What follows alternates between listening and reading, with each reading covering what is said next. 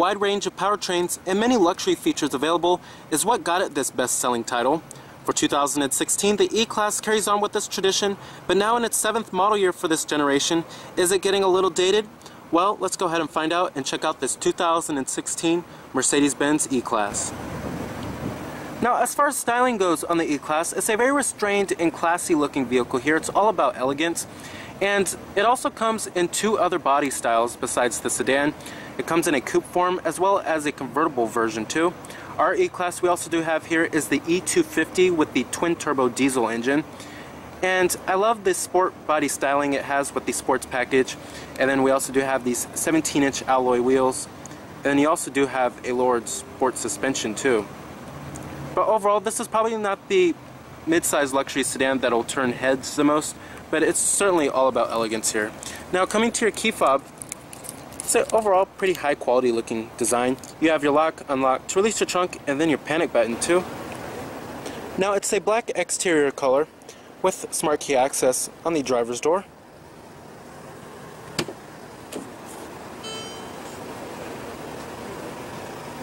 With a gray leatherette interior. You have your power lumbar down here, and then your power driver's seat controls are right here too, with power recline, and then a power adjustable headrest, which is pretty nice.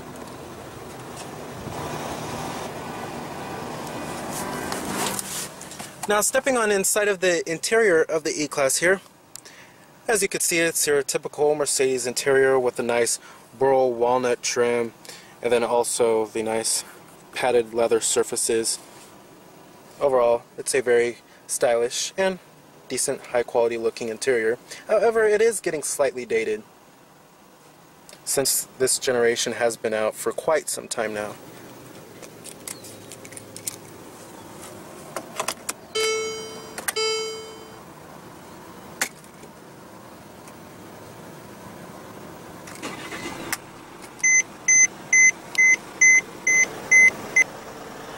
Now, what you're hearing there, like I said, was a 2.1 liter twin turbo 4-cylinder diesel engine.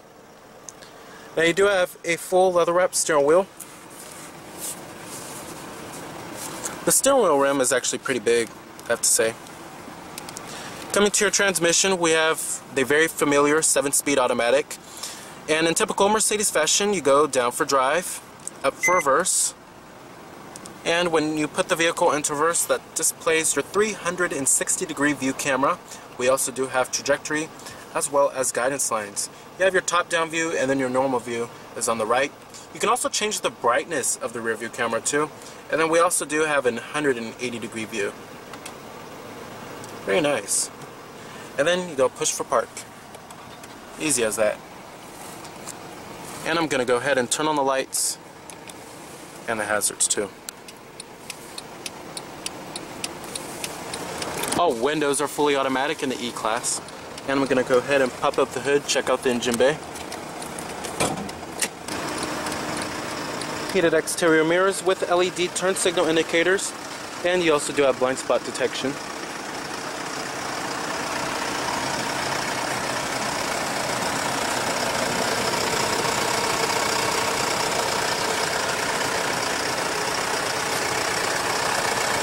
LED daytime running lights.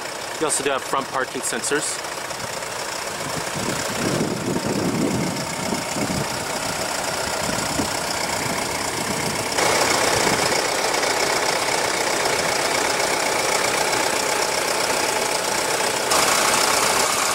Now, essentially, under the hood here, we have your base powertrain, which is a 2.1 liter twin turbo 4-cylinder diesel engine. It produces 195 horsepower at 3,800 RPM, and here's the real number, 369 pound-feet of torque at 1,600 RPM, with EPA estimates being a very good 28 in the city and 42 on the highway. You can get rear-wheel drive, and all-wheel drive is available. Now, you will also find that this powertrain is actually quite smooth and very efficient as well. There's also many other powertrains available, including a 3.5 liter V6 that puts out 302 horsepower and 273 pound-feet of torque. And then you also do have the E63 AMG's turbocharged 5.5-liter V8 too. And then you also do have a 3-liter V6 that produces 329 horses and 354 pound-feet of torque. But of course, this diesel powertrain is certainly one of the most efficient powertrains out of the E-Class. And then if you want the most power out of the E-Class, you should step up to the E63 AMG. Now, competitors of the E-Class, you have the vehicles in the mid-size luxury sedan class. This includes the likes of the BMW 5 Series, Audi A6, Lexus GS, as well as the Hyundai Genesis.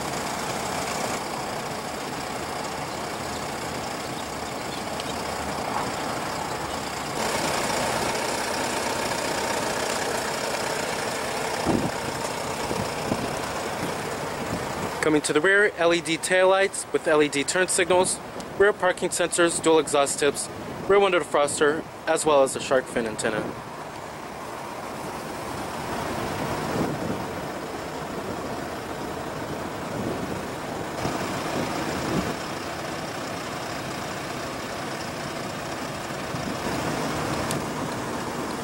Now, like I said, your EPA estimates are 28 city, 42 highway.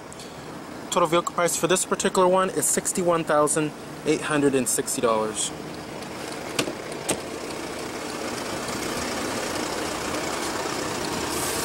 Of course, all of your basic powered amenities, power windows, mirrors, and door locks, power folding exterior mirrors too.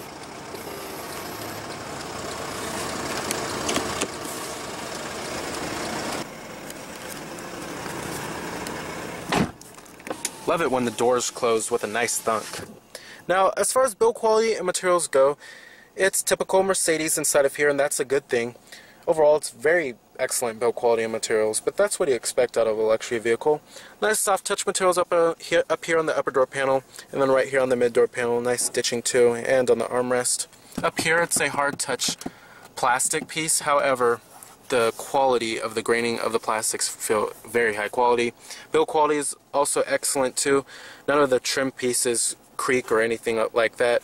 Everything fits well together. Overall, this is what you expect out of a Mercedes-Benz. So build quality and materials are very excellent inside of here. Now, coming to the steering wheel design, the steering wheel, I love the steering wheel of the E-Class. It's very stylish overall. We do have your controls for the TFT instrument cluster, which I will get to in just a second. And then over here we have your steering wheel mounted audio controls, and then your Bluetooth phone controls, and your voice recognition too.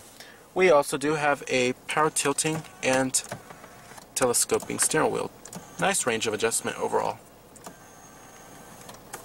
Coming up here, we also do have your auto dimming rearview mirror, and then garage home link, SOS safety connect, sunroof with your sunroof controls,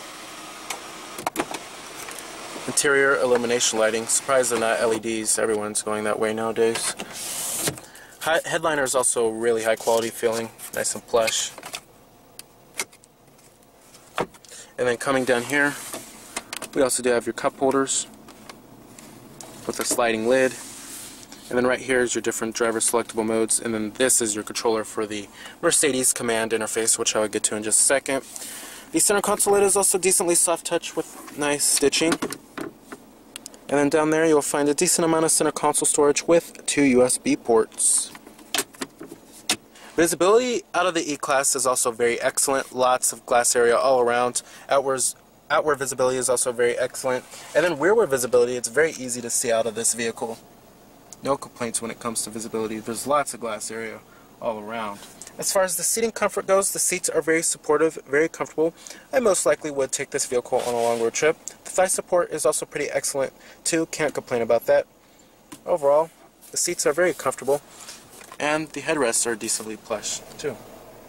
Now, coming to these controls right here, you have your Bluetooth phone controls, your hang up, and then your to answer your call. And then right here is if you want to go straight to the vehicle menu on the command interface, and then as well as the navigation to the telephone, the media, and the radio. It's pretty simple. However, what I don't get why they still do have this is the dial pad for the phone, which doesn't make sense to me. They've been using that for, I guess, about 15 years now. Then you have your seek and track button right here, and then your volume knob is right there, and then to turn off your radio and to turn it on too is right there. Then you have your up to Bluetooth drive. Now coming to these controls on the lower section right here, we have your 3-staged heated seats for the driver and the passenger, your power rear sunshade button, and then your eco mode as well as your parking sensors off button, and then of course your hazard lights. Coming down here we have dual zone automatic climate control. Love how they went with traditional knobs and buttons here. Temperature for the driver's side and then your temperature for the front passenger side. You also do have your different zones. Pretty easy to figure out overall. And then your fan speeds are right here too. I love how they went with very simple controls here. And the buttons don't feel cheap at all, they feel pretty high quality. Now coming to the gauges are a little odd looking, to be honest. Kind of looks dated in my opinion, except for the TFT instrument cluster. But the font is pretty clear and easy to read, it's decently bold. Basically with that little color display in the center right there is basically going to show you a bunch of vehicle information. It gives you your exterior temperature readout if you have the eco mode on or off, and then it also shows you what gear you're in. And then you have your direction of travel for your navi, and then it shows you direction turn by turn too. And then you have your trip information like your MPG, and then your elapsed time. Then you have your audio where you could change your different audio source, what radio station is playing to, which is pretty nice. And then you have your telephone, if you have a telephone hooked up to the system too. And then you have your driver assistance if you want to turn that on or off. We also do have lane departure warning as well, and then your blind spot monitoring of course. Your tire pressure monitoring. And then any other settings like the vehicle, the lights, convenience, automatic door locks, all of that good stuff. Now coming to your head unit here, we have the revised version of the command interface. This is what you will find on the new S-Class as well as the C-Class too. Gone is that pretty dated version from 2008. However, my only gripe about this system here is that it's very small little screen. It's not very big like how you'll find in the S-Class. Even the C-Class's screen is bigger too.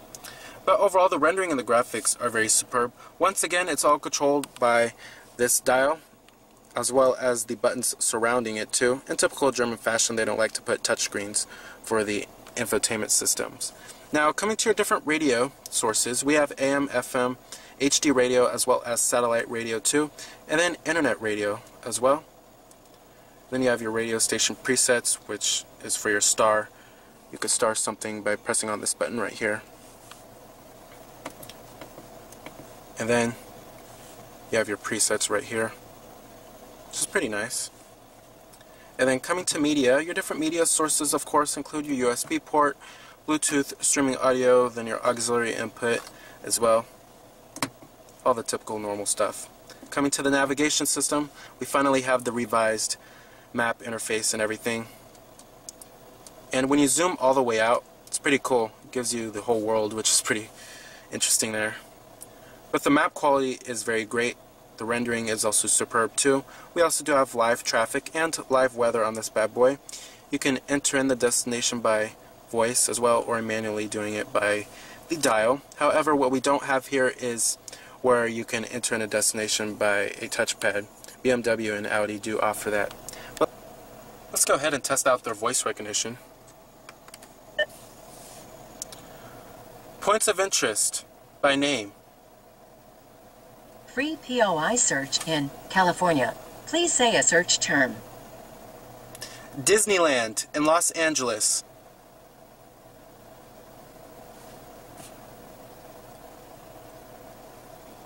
Searching for POI. The line number, please. 1. Number 1 accepted. Do you want to start route guidance? No. Cancel. Overall, the voice recognition does pick up the words quite well. Now we also do have your points of interest on the map. It gives you gas stations and such, and also any parks or golf courses, which is pretty nice. Coming to the telephone, you have your Mercedes-Benz apps, which you can access various apps such as Pandora or iHeartRadio through your smartphone. We have your internet favorites. You can also browse the web. Coming to vehicle, Basically, you can view your operator's manual, which is pretty cool.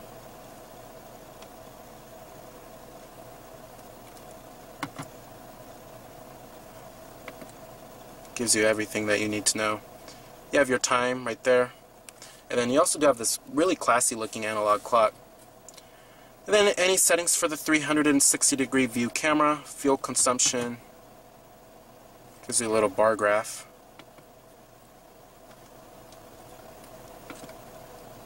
Pretty nice. And then you can also change the system settings, like change the language, display, voice control, text reader speed, Wi-Fi, all that good stuff. Overall, love this system here. It's not the most simple or easy to use interface here, but overall it works pretty well. I just wish that the screen was a little bigger. It is a little small. Now, as far as driving dynamics go of the E-Class here, if you're looking for the best mid-size luxury sedan with a well-rounded nature of good ride quality as well as decent handling, the E-Class is the one you should get. And there are some vehicles in the class that do have a more athletic personality, and some vehicles in the class that do offer a more cushier ride. But the E-Class just has a nice, well-rounded balance between the both of them. As far as the handling goes, the handling is decently precise without feeling numb. The ride quality is also very comfortable, what you would expect out of a Mercedes-Benz. And then also power from the 2.1-liter twin-turbo engine we do have here. It's pretty responsive. It's also pretty smooth here too. But however, you will notice some of that diesel clattering, of course, because it is a diesel engine, something that you won't get out of a normal gas engine. But however, that good fuel efficiency does certainly make up for it. We also do have the Harman Kardon sound system, what you will find in many Mercedes vehicles. And overall, the sound quality is pretty crisp and clear. And let's go ahead and shut down the E-Class. Let's go ahead and check out the rest of the vehicle.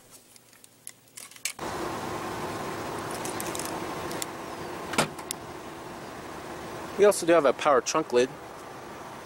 There's an okay amount of cargo space, not the best though.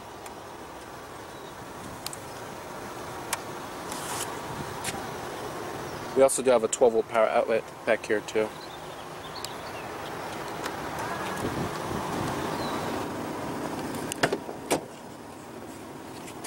Build quality and materials do follow through in the rear, of course. Still nice soft touch everywhere and everything, what you would expect. Now sitting back here, you will find it to be decently roomy for at least 2 full-sized adults. Now since this vehicle is rear-wheel drive, we do have this big center tunnel, which can make it a little bit harder for 3 full-sized adults to sit back here. You do have a decent amount of legroom, and I love how Mercedes carved this part of the seat back for your knees, which is pretty nice. I have the driving position to where mine would be at, and I'm about 6 foot.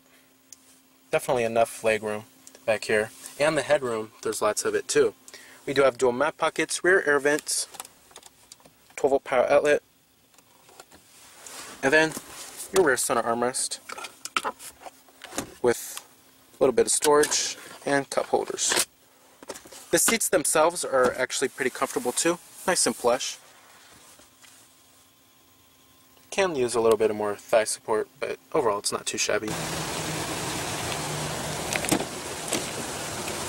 Powered passenger seat with power recline and power lumbar, and a power adjustable headrest, as well as memory seats for the passenger too. You also do have this little storage cubby right here, and you'll also find this on the driver's side. Forgot to mention that. You have a little storage pocket right there. Then your glove box compartment, nice and damped of course, and lined with felt, very high quality. So the 2016 Mercedes-Benz E-Class is a fine choice for a mid-size luxury sedan, and you certainly can't go wrong with it. You will find that there is certainly a E-Class that meets everyone's taste, all the way from an E-Class sedan to a coupe to a convertible, or you can have a fuel-efficient diesel engine or a tire-scorching brawny V8. It also has a very lavish interior with a decent amount of technology, elegant style, and very well-rounded driving dynamics. This is certainly what makes it one of the best-selling mid-size luxury sedans. So remember that this is Cameron Birch from Cameron's Car Reviews.